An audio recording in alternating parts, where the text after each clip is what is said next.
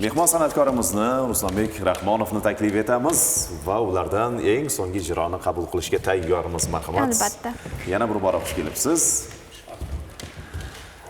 Albatta sizni ham ijodingizga omad tilab qolamiz. Va albatta ana shunday chiroyli ijrolarni, kuy-qo'shiqlarni tayyorlab xalqimizni, muxlislarning e'tiboriga havola qilishda davom etasiz degan umiddamiz. Kelgusi dasturlarimizda ham ana shunday yangi ijod namunalari bilan sizni studiyamizda kutib qolamiz. Muxlislarimizga tilaklar, niyatlar bo'lsa, marhamat aytishingiz mumkin.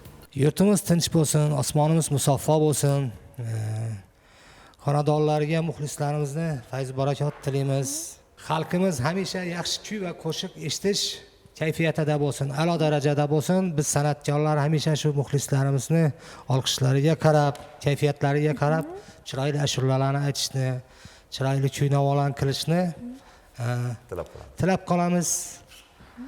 Sog' bo'lsin, salomat bo'lsin. Yurtimizda hamisha yaxshi kun bo'lsin. Rahmat. Biz ham sizga omad tilaymiz.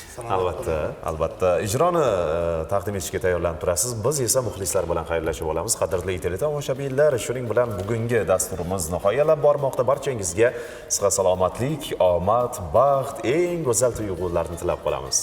To'g'ri aytasiz. Keyingi yakshanba tongiga qadar sog' salomat bo'ling. Bizdan yiroqlashmang, eng saralari oldinda. Albatta. Ko'rishguncha omon bo'linglar. Ruslanbek Rahmonov ijrosidagi go'zal tarona dasturimizni yakunlaydi. Marhamat.